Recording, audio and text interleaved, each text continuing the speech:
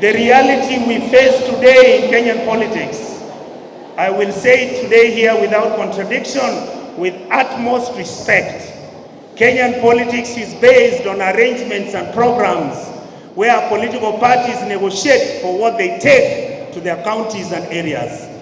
We have decided that as a community and as Kenyans, we are also going to set up our own political party. We are going to produce our own candidate who will negotiate with the president and all the other people who are running for political office in this country. And that candidate is none other Fred Okengo Matiang'i. Tumusimamishe na yeye atafute urais. Hebu nionyeshe hivi. God bless you all.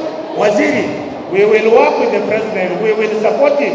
If he does very well from now until 2026, we will negotiate with him tumshirikishe naye. Lakini kama anashindwa, baba, tuna farasi na kimbia kama farasi ya ngoma. Karibu Solicitor General, my brother, come and say a few words. Ningependa kusema bwana CS ni kwamba sisi kama jamii ya OMC,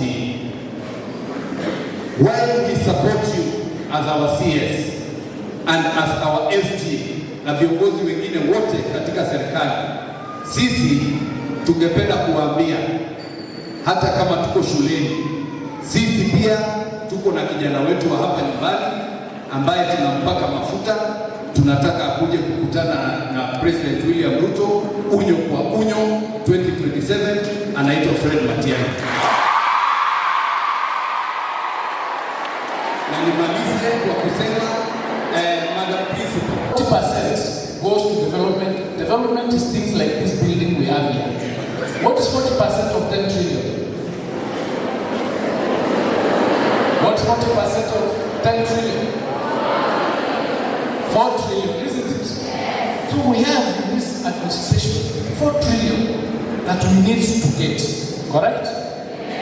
Is it wise for us to start campaigning now instead of dealing with the 4 trillion? What would you rather do? Campaign or development? I just give you a small advice. Let us concentrate on development. The time for campaigning will.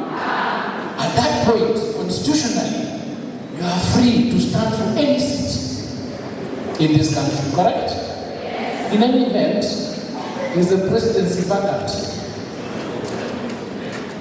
Answer to you guys. We are going to do exams. I thought that SG asked a question here and somebody earned some money. Is the presidency vacant?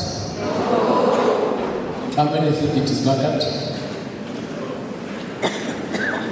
What I'm advising you, and as leaders, we need to be able to advise our people properly so that we do the right thing at the right time. I'm not saying anything.